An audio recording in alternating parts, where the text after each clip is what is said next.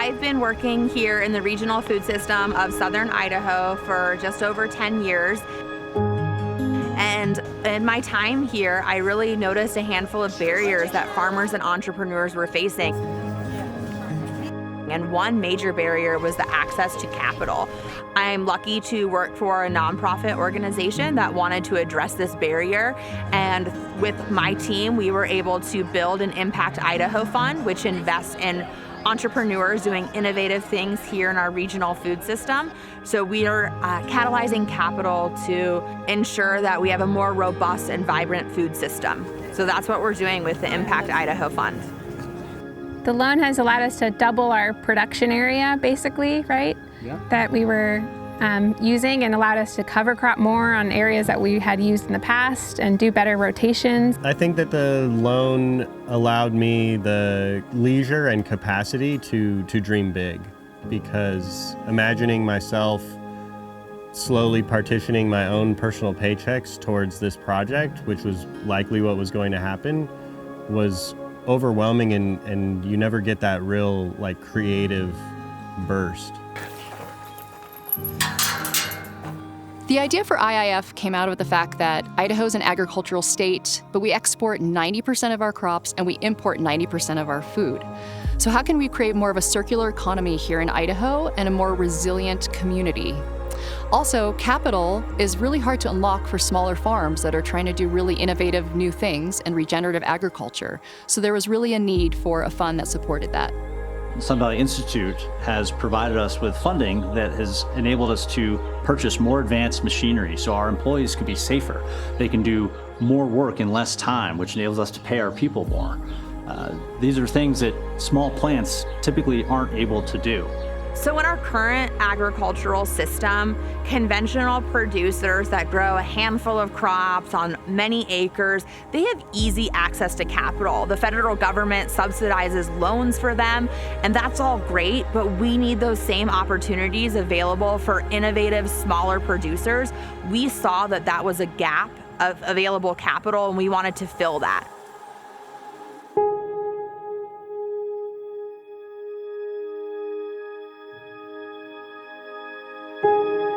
My name is Zachary Wood, and I am the proprietor of Ironwood Mycology. We are an indoor mushroom farm and mycological lab located in Richfield, Idaho, in the basement of a historic Mormon church on Main Street. We grow all sorts of different varieties right now and are looking to spool up to about 50 to 100 pounds a week here in the near future. So the loan has allowed me to do a couple things to really get going. First, there was a lot of renovation and kind of just repair work that needed, baseline repair work that needed to happen with the facility that we use. And then there was obviously the need to purchase a lot of capital equipment necessary for the safe and efficient cultivation of mushrooms.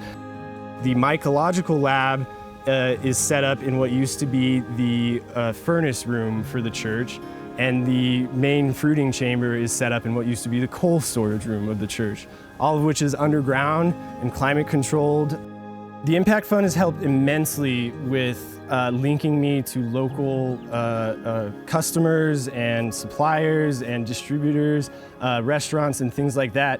Many of my first customers were people that were introduced to me through the Impact Idaho Fund loan, and that means the world to me. We kind of have a little network already formed where I'm selling to multiple people within the Impact Fund, which I think is kind of cool. It's this own little ecosystem where we're sharing and kind of helping everybody out. And so that has just been amazing. I have found that many organizations don't deliver the real impact that I want to see when I give them money. And so I'm always on the look for a source where I can see impact, even better if it's local impact, even better if it's well-deployed impact, and even better if it's in areas that interest me, such as nutrition, agriculture, and food. With that in mind, the Idaho Impact Fund was just a home run for me, because here I'm able to use my philanthropic dollars to successfully support local businesses and farms that don't perhaps have access to more traditional venues for capital, and at the same time see a return into my community of supporting business and bringing healthy foods into our food chain.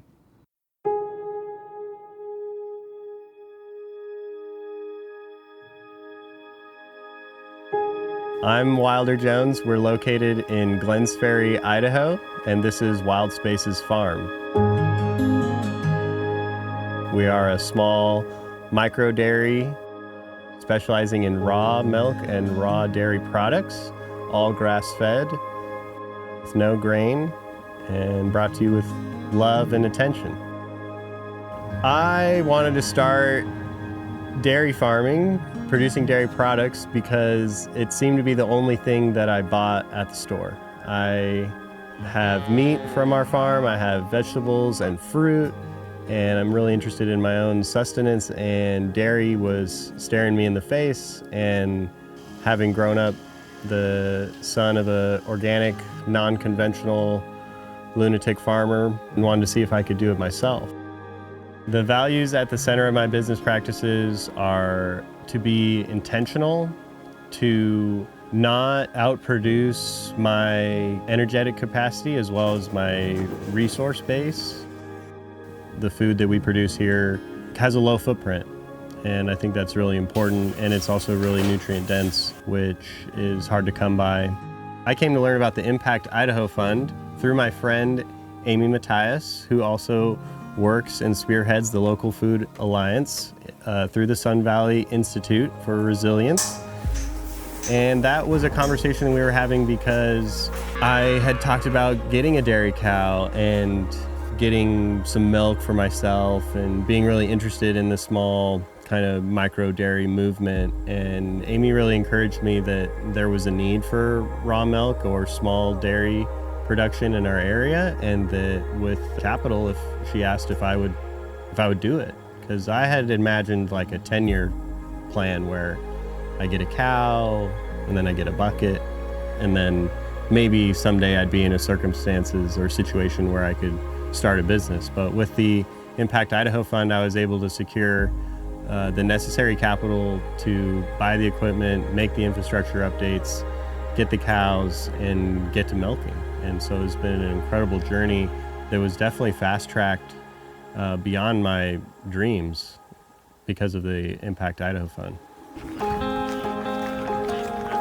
We've been visiting all of our portfolio companies. We've gone to American Ostrich Farm, which is the parent company of Sustainable Meats, a USDA-inspected livestock processing facility that processes both of their own ostrich as well as third-party livestock for cattle, lamb, and sheep operators throughout the southern Idaho and eastern Oregon region. Once we decide a portfolio company is in alignment with our goals of the fund, we start the due diligence process. So one of our team members works really closely with the borrower or the potential borrower to assess their financial projections. We look at different revenue streams and expense line items. We do risk analysis and test the market and make sure that while there's an opportunity there to be profitable and that the borrower can repay the loan over time. In that process, we also look at what's the best loan term. So the amount of the loan, the interest rate, and the repayment timeline. So some of our loans are deferred, where it might take 6 months to a year before they're actually bringing in enough revenue where they can start repayments. And some loans can start repayment immediately. Some loans are $10,000, other loans are $250,000. Some of our loans are zero interest, and some of our loans are 4 or 5% interest, but we always keep our interest below market rate so that it is accessible for these entrepreneurs.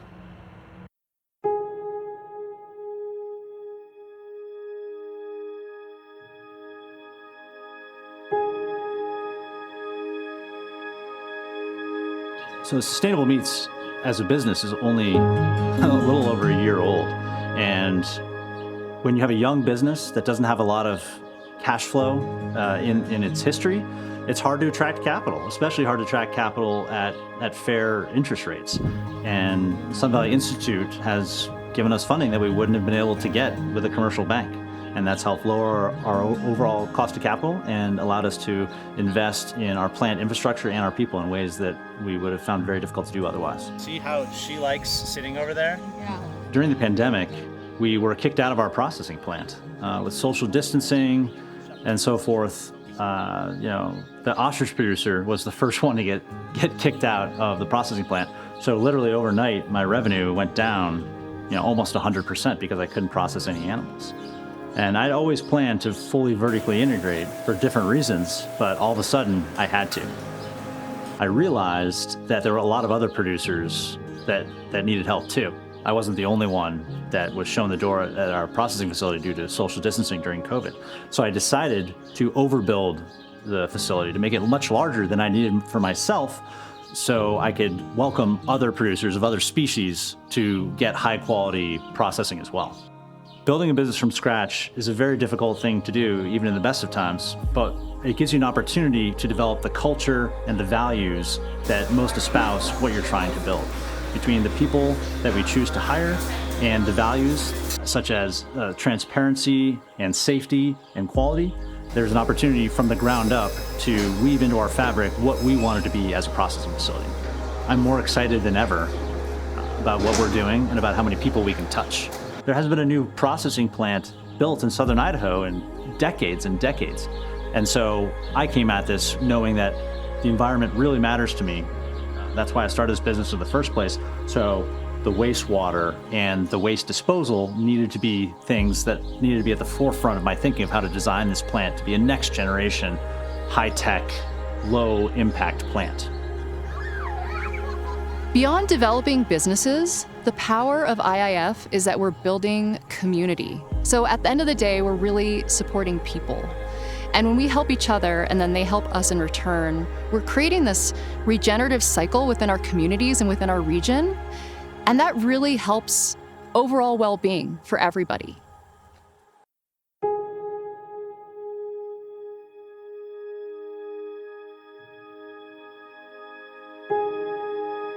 Well, this is Lookout Farm.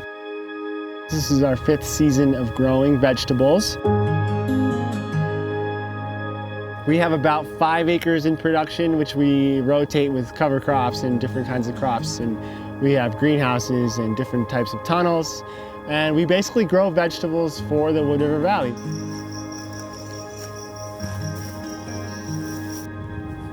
We sell to restaurants locally, we sell to farmers markets. And our biggest program has been and is our community-supported agriculture program. And we grow everything from radicchio to tomatoes to lettuces to cabbage, up to 45 different vegetables.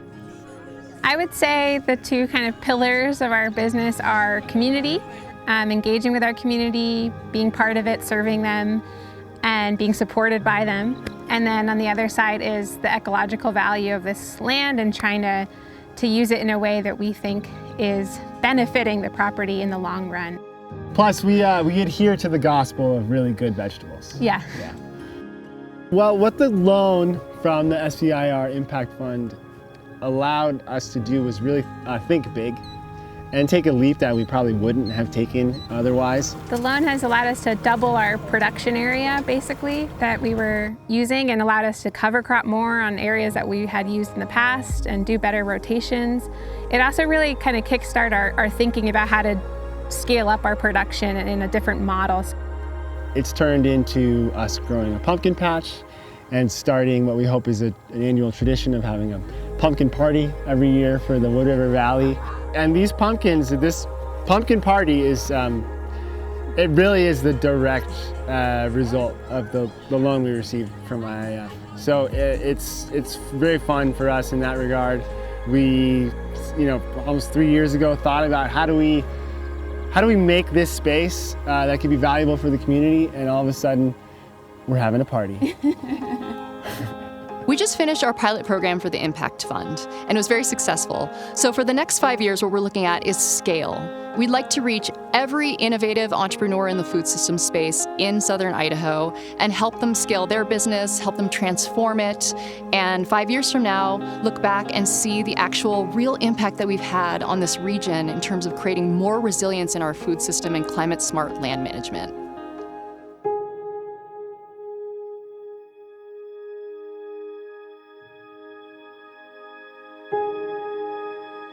This farm, its name is Kobarewa Farm in Eagle, Idaho.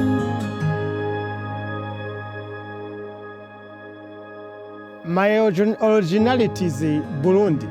The Burundi is a small country, which almost 90% of the population, they are farmers.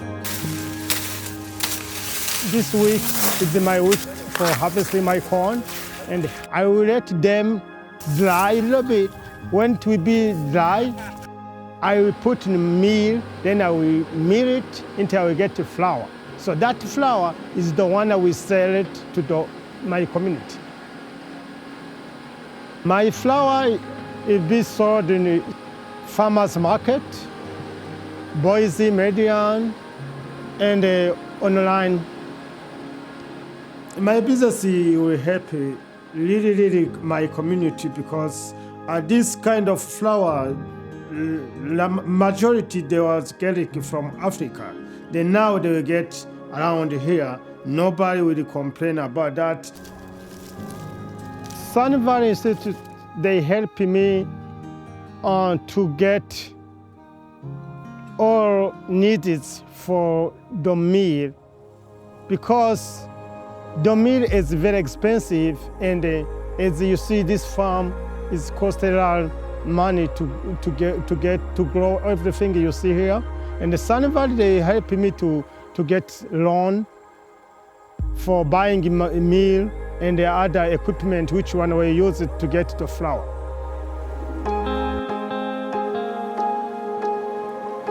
We want to grow the fund. We want millions of dollars of lendable capital available for entrepreneurs.